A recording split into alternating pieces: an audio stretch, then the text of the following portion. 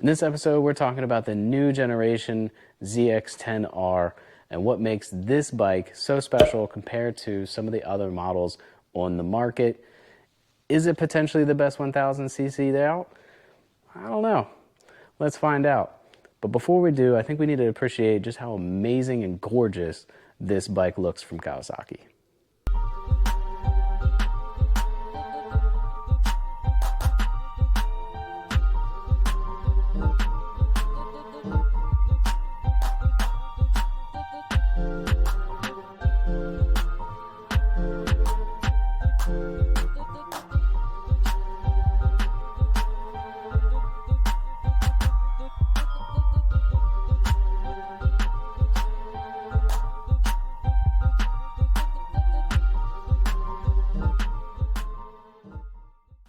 Let's talk about this new ZX10 and what separates this ZX10 from the old generation ZX10.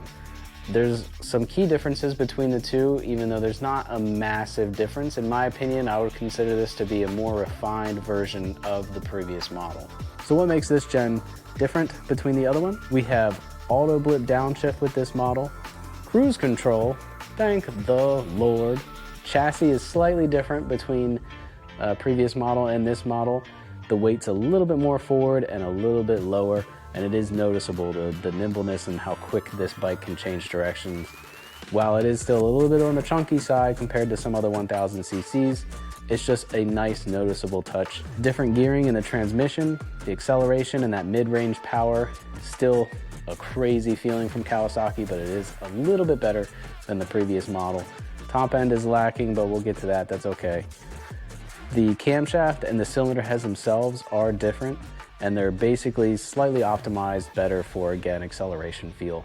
So it's just slightly different profiles with the cam and profiles with your intakes. And what stands out the most is the fact that Kawasaki was able to combine the winglets for the new Gen ZX10 to be basically built into the bodywork, and it looks very sleek from all angles compared to other models that just stick out.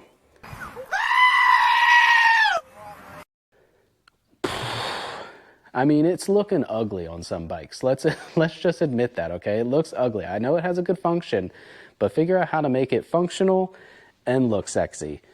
And Kawasaki nailed that. So, amazing difference between other models and this one. And it is a difference that you can feel. At really high speeds, that's really the only time the winglets come into play and where you're actually gonna feel the difference is at high speeds, at hard accelerations.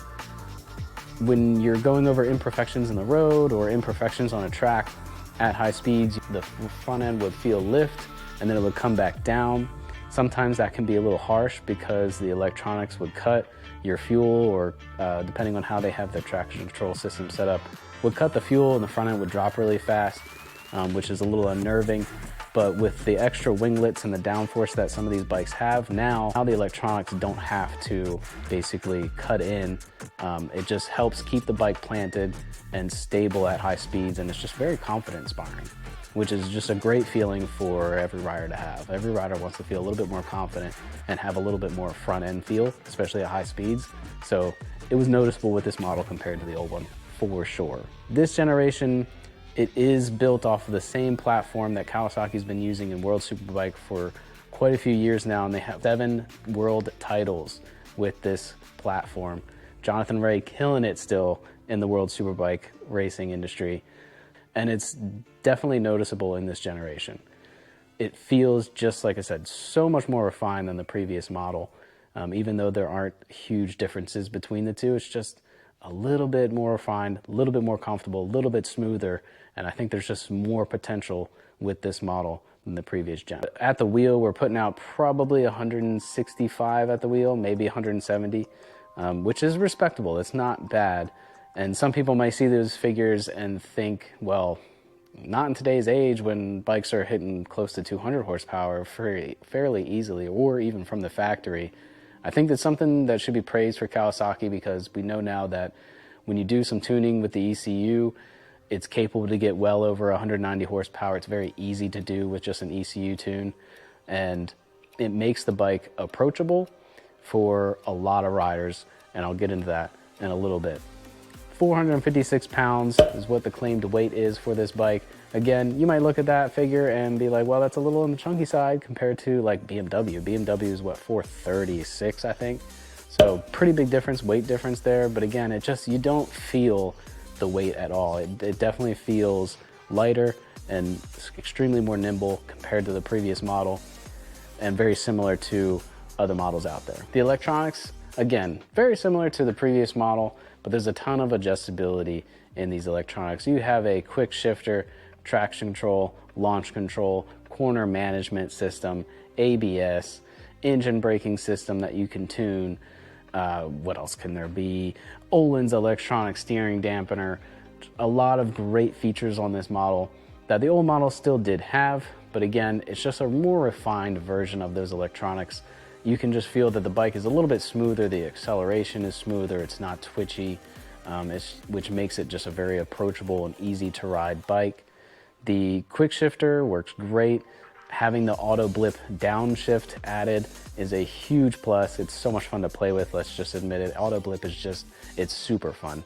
Once you have it too, you never want to go back to not having it. So really cool that that's finally on the ZX10. And we do have 3 rider modes. You have Sport, Road, and Rain that are preset rider modes from Kawasaki. And then you have 4 manual rider modes that you can adjust and create for yourself. Really cool that you can have that feature still in bikes. Although the preset modes honestly are phenomenal. The way that they have it set up, you can feel a big difference between all 3 modes as far as how the power comes on and the throttle response of the bike. Just very smooth. And when it's in rain mode, it does feel like a very boring middleweight super sport at that point, which is, again, makes it such a great bike for a lot of riders. We need to praise Showa for their new balance-free suspension setups that are coming on the ZX10 and the Gixxer 1000. I think that is what sets these bikes apart and sets the ZX10 apart from every other model, is the fact that you can get a world-class suspension setup from the factory. It is truly an amazing suspension setup. The amount of adjustability that you have in the setup and in this suspension versus older models or even other models that are currently on the market is unmatched. That suspension setup combined with the Brembo M50 calipers, which is like a top tier system coming from the factory up front, just is an unstoppable package. Combined together, it makes the bike such a great all-around motorcycle. So closing thoughts on the new gen ZX10. Amazing bike to ride. Truly just feels a little bit more refined and just is a comfortable 1000cc motorcycle to ride. It really didn't feel like I was riding a track level performance Super Sport 1000 on the road. And it's a very approachable bike to ride because it doesn't have crazy power when you don't want it to have crazy power. It is comfortable. It is a low seat height of only 32 inches. I don't think I mentioned that previously, but a 32-inch seat height for a 1000, pretty low. It's just an amazing bike to ride compared to other ones that are just, they're really fun, obviously. If you're a very experienced 1000cc rider and you want that track level performance, the ZX10 can do it, but the other bikes just feel that way from the factory, but they're just not as fun and comfortable to ride on the street. Because they're such great track bikes, it makes them a worse road bike. This package is great for everything. It is a very approachable bike for people that don't have a high skill level and are maybe jumping up from even an R7 or an SV650 or the RS660.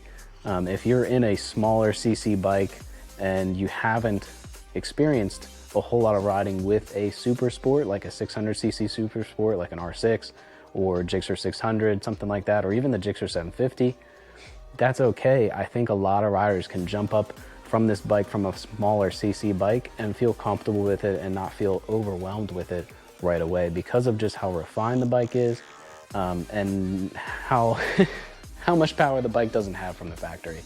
It is lacking on power, I'll admit that, but With a simple ECU tune, it can be as crazy much as as much power as you want at that point once you tune the ECU, which is great because that means you can grow into the bike. You can really grow as a rider and not be terrified right away like a lot of people are when they jump into the 1000s. They're like, oh my gosh, and then they never really ride it, or they end up crashing it. So it's really cool to see this bike be just so tunable and so approachable no matter what kind of skill level you're at. In my mind, that's what makes this Gen ZX10 the best 1000cc currently on the market. It's a really enjoyable bike to ride, and it's an enjoyable 1000cc to ride, which I don't think there's that many models out there and that many reviewers that can probably say that about a lot of other 1000cc bikes. As far as it can always be enjoyable in the fact that it's super powerful and just crazy fun, but enjoyable meaning like, I don't mind being in traffic with it. I don't mind riding it slow. I don't mind, it's just, it can do it all. It does it all so well. So I think it's a great bike.